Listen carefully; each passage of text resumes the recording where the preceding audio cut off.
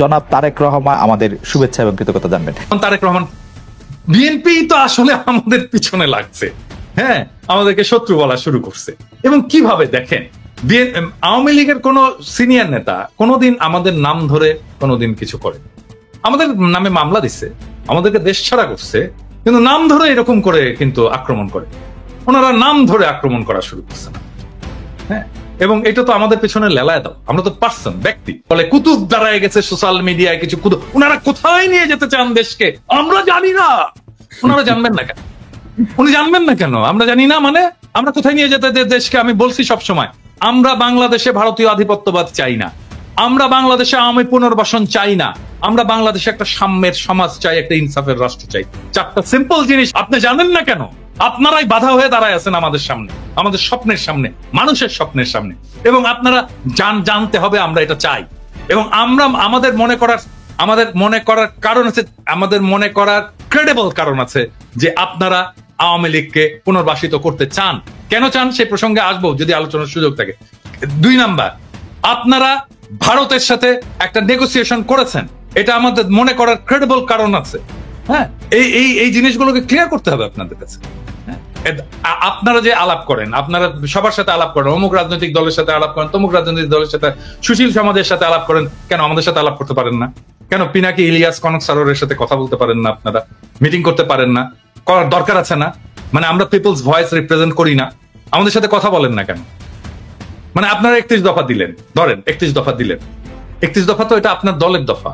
তো আমরা তো সেই সময় তো আপনাদের সাথে এলাই ছিলাম, আমরা তো একসাথে লড়াই করতেছি, আন্দোলন করতেছি, আমাদেরকে দেখাইছেন?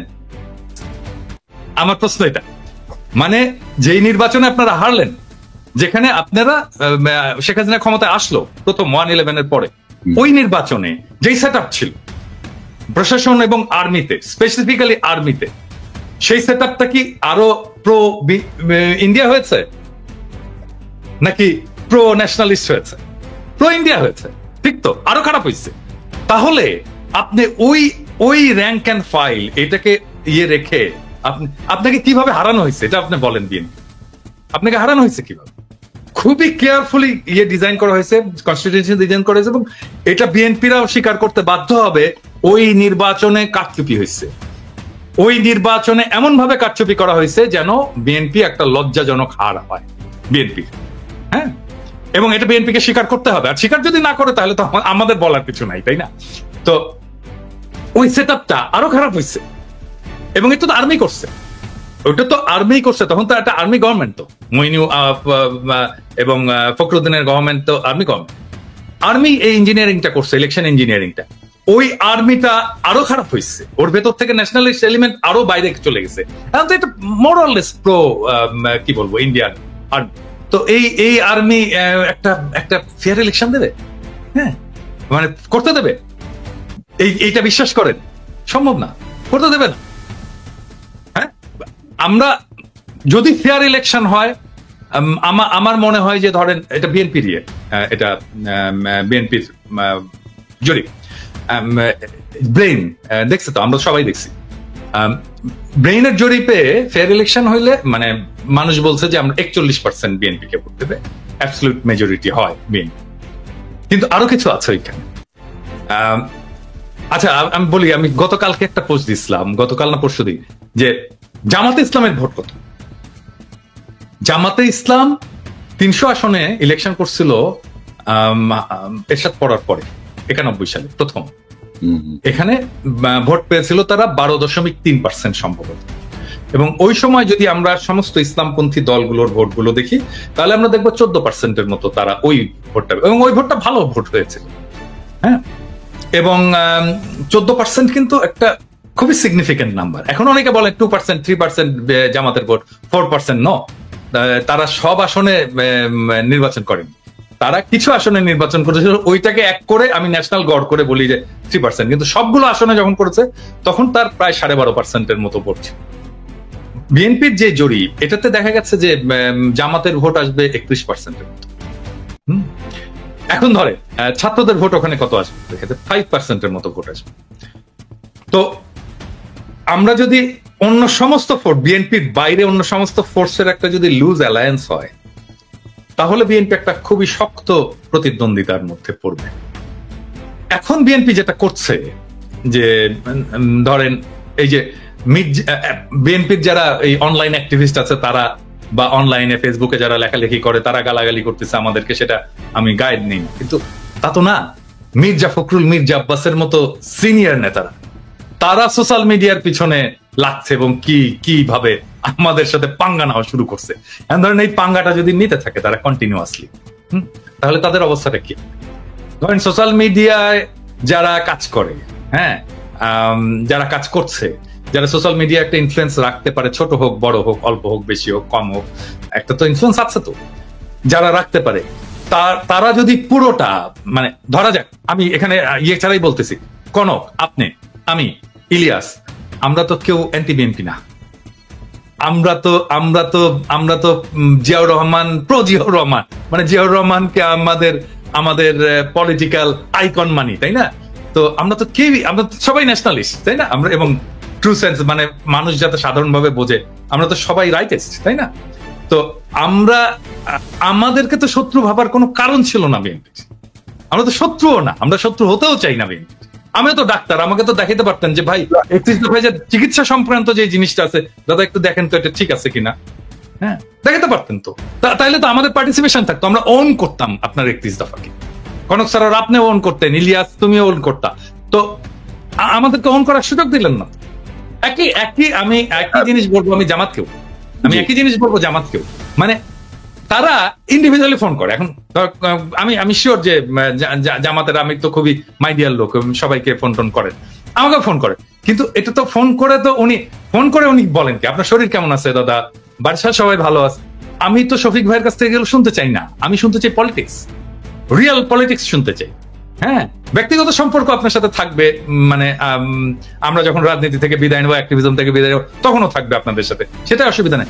আমি শুনতে চাই পলিটিক্স, আপনার প্রোগ্রাম, আপনি নির্বাচনে কি মেসেজ নিয়ে যাবেন, আগামীতে আপনি ভারতের সাথে কিরকম সম্পর্ক রাখবেন, হ্যাঁ, আপনি আমেরিকার সাথে কিরকম সম্পর্ক রাখবেন, চীনের সাথে কিরকম সম্পর্ক রাখবেন, রাষ্ট্রটাকে কিভাবে গড়বেন, সংবিধানে কি পরিবর্তন আনবেন, মানুষের জীবনে কিভাবে, এই বাংলাদেশে যেভাবে হাসিনা যেভাবে ইসলামোফোবিয়ার চাষ করছে, এটাকে কিভাবে ফাইট করবেন, আন্তর্জাতিক ক্ষেত্রে আপনি ফিলিস্তিনের প্রশ্নে কি স্ট্যান্ড নেবেন, আমি তো জানতে চাই। হ্যাঁ, এই জিনিসগুলো তো জানতে চাই, এই জিনিসগুলো আমাদের সাথে কথা বলার কথা। আমার তো ভাই বাংলাদেশে আমার তো কোনো ফাইন্যান্সিয়াল ইন্টারেস্ট নাই, আমার কোনো ব্যবসাপাতি নাই, আমার চাকরি বাকরি নাই, তাই না? ওইখানে তো আমাদের সকলের তাই না? আমাদের চাওয়া তো একটাই, বাংলাদেশের মানুষ ভালো থাকুক, দেশটা ভালো থাকুক, দেশটা প্রোটেক্টেড থাকুক, দেশের স্বাধীনতা সার্বভৌমত্ব প্রোটেক্টেড থাকুক। এটা আমরা ওনার যে হিস্ট্রি, ওনাকে দেখাতে হবে উনি কিভাবে ব্যাংকের মালিক হইছেন। এই জন্য না যে উনি আমাদের বিরুদ্ধে বলছেন, এটা প্রত্যেককেই দেখাতে হবে।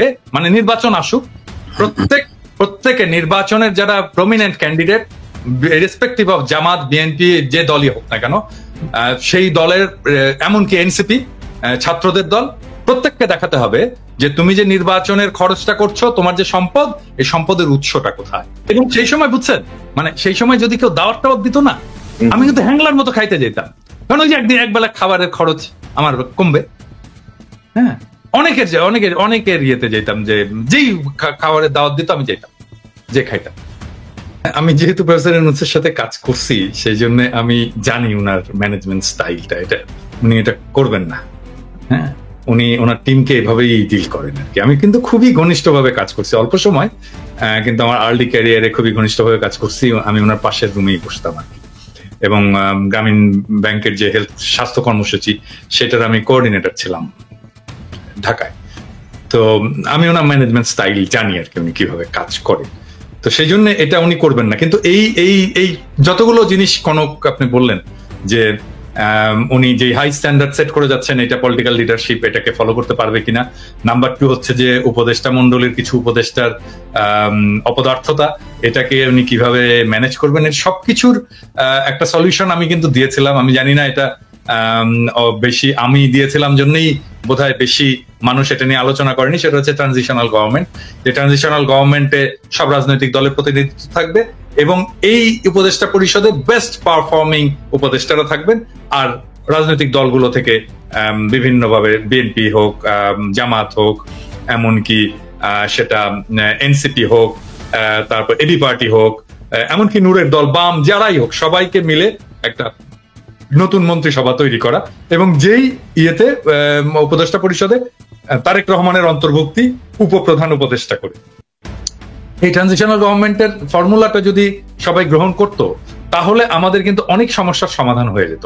মানে ধরেন তখন তারেক রহমান প্রস্তুত হয়ে যেত, তার যে সিলসিলা, প্রফেসর ইউনূসের যে সিলসিলা, সেইটার সিলসিলাটা তারেক রহমান পরে বহন করতে পারতেন। ট্রেন্ড হতেন প্রফেসর ইউনূস কিভাবে রাষ্ট্র চালাচ্ছেন, কার সাথে কার কি সম্পর্ক, সেই সম্পর্কটাকে উনি ট্রান্সফার করে দিয়ে যেতে পারতেন তারেক রহমানের কাছে। এবং তারেক রহমানের ইমেজের যদি কোনো সময় আছে, কিছু প্রবলেম তো আছে, ইমেজের প্রবলেম আছে, সেটা তৈরি হোক অথবা সত্য হোক, সেই ইমেজটা ক্লিন আপ হয়ে যেত এই সময়ের মধ্যে। ওনার নেতৃত্বের গুণাবলী বিকশিত হতো এবং আমি অপদার্থ উপদেষ্টাদেরকে বের করে দিতে পারতাম। বিএনপিরও যারা মন্ত্রী হতে চায়, যারা ক্ষমতায় আসতে চায়, তারাও ক্ষমতার স্টেক পেলো, ভাগ পেলো।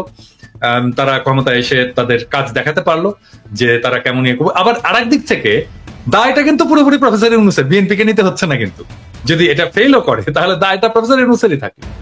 এইভাবে এই পুরো প্রবলেমটাকে সলভ করা যায় এবং এটা যদি বিএনপি চায়, এটা আসলে মূল স্টেক তো এটা বিএনপি কে মানতে হবে। বিএনপি যদি চায় আমি এটাকে ফ্যাসিলিটেট করতে পারি অন্যান্য সব পার্টির সাথে, এমনকি প্রফেসর ইউনূসের সরকারের সাথেও ফ্যাসিলিটেট করে এটাকে যেন রূপ দেওয়া যায়, সেই চেষ্টা আমি করতে পারি। বাইরের একজন লোক লাগে, আমি ভলান্টিয়ার করলাম, আমার চেয়ে অনেক যোগ্য লোক আছে, তারাও করতে পারে। কিন্তু যেহেতু আমি এটা আইডিয়াটা কনসিভ করেছিলাম, সেই জন্য আমি যদি এটার সাথে যুক্ত থাকি, আমি মনে হয় যে এটাকে ফ্যাসিলিটেট করতে পারবো, আমি সবাইকে সবার সুবিধাগুলো বুঝিয়ে দিতে পারবো। আমরা অনেকদিন আগে থেকেই বলে আসতেছি যে গ্লোবাল ইকোনমির সেন্টারটা শিফট হয়ে যাবে চায়নাতে, মানে আমাদের অঞ্চলে। এবং আমাদের প্রক্সিমিটির কারণে চায়নার এই গ্রোথ এবং এই গ্লোবাল ইকোনমির লিডারশিপের সুবিধা নিয়ে আমরা আমাদের অর্থনীতিকে নতুন করে গড়ে তুলতে পারি এবং আমরা চীনের সাথে সাথে আমাদের গ্রোথটাকে অ্যাডভান্স করতে পারি। সেজন্য চীনের সাথে আমাদের খুবই ভালো একটা সম্পর্ক, অর্থনৈতিক, রাজনৈতিক, বাণিজ্যিক সম্পর্ক, সামাজিক সম্পর্ক এবং পিপল টু পিপল যে সম্পর্ক, সেটাকে আমরা গড়ে তুলতে পারি। এবং সেই জন্য আমি বাংলাদেশের তরুণদেরকে আজ থেকেই বলি যে, যেমন ধরেন আমাদের আগের জেনারেশন যেটা ভুল করেছে আর কি, সেটা হচ্ছে ইংরেজি না জানা। ইংরেজি থেকে দূরে থাকার কারণে আমরা গ্লোবাল কমিউনিটির সাথে সেভাবে মিশতে পারিনি। এবং এখন যে সুযোগটা আসছে, আমাদের চাইনিজ জানতে হবে। মানে আমাদের না জানলেও চলবে চাইনিজ, কিন্তু আমাদের পরের যারা প্রজন্ম তাদেরকে চাইনিজ জানতে হবে, ম্যান্ডারিন জানতে হবে, ভালো চাইনিজ জানতে হবে, যদি আমাদের সত্যিকার অর্থেই এই ইকোনমিক গ্রোথের সাথে আমাদেরকে এক পার যেতে হয়। এটা হচ্ছে নাম্বার 1 ইস্যু। নাম্বার 2 ইস্যু হচ্ছে যে পৃথিবী আর আগের হিসাবে তো আর চলবে না। মানে ধরেন এই 70 দশকের আগের হিসাবে চলবে না। এখন গ্লোবাল ইকোনমি এবং পলিটিক্সের সেন্টার অনেকগুলো জায়গায় হবে। আমেরিকার অর্থনৈতিক কর্তৃত্ব কমবে, কিন্তু স্টিল তার পলিটিক্যাল কর্তৃত্বটা থাকবে গ্লোবালি। আমাদের আমেরিকার সাথে একটা সম্পর্ক রাখতে হবে লং টার্মে, এবং সেটা কিভাবে রাখা যায় সেটা নিয়ে আমি একটা ভিডিও করেছি। যে কৃষিভিত্তিক যে সমস্ত রাজ্যগুলো আছে তার সাথে আমাদের বাণিজ্য বাড়ানো, এবং এটা যদি বাড়ে তাহলে আমাদের ট্যারিফ এমনিতেই কমবে। হ্যাঁ, আমি তখনও জানতাম না যে ট্যারিফ ইম্পোজ হচ্ছে। তো এটা যেদিন ট্যারিফ ইম্পোজ হলো তার 2 দিন আগে বোধহয় আমি করেছিলাম। তো আমাদের যদি আমদানি বাড়ে আমেরিকা থেকে, আমাদের ট্যারিফ, রিসিপ্রোকাল ট্যারিফটা এমনিতেই কমে যাবে। এটা নাম্বার 1। আর নাম্বার 2 হচ্ছে যে, এটা মাঝে মাঝে বলি আর কি, যে আমার পেশার একটা গুরুত্বপূর্ণ অংশ হচ্ছে প্রবলেম সলভিং। মানে আমি যে কাজটা করি আর কি, সমস্যার সমাধান করা আর কি। সেই জন্য আমি আমার এপিসোড গুলোতে খুব অনেক প্রবলেমের খুবই মানে out of the box solution দিই। এবং এই ট্যারিফ বাড়ানোর ফলে আমাদের সামনে একটা ইউনিক অপরচুনিটি তৈরি হয়েছে। আমি এইখানে এটা বলতে চাচ্ছি না কারণ এই জন্য না যে চাই না, সেটা না। আমি একটা এপিসোড করেছি কারণ এটা এক্সপ্লেন করতে হবে যে আসলে কি করা যায় এবং কি করলে এই প্রবলেমটাকে আমি অপরচুনিটিতে শিফট করতে পারি। মানে বিজনেসে আমরা যা করি আর কি, যে প্রবলেম আমরা অ্যান্টিসিপেট করি আগে, এবং এই প্রবলেমটাকে কিভাবে আমি সুযোগ হিসেবে ব্যবহার করতে পারি।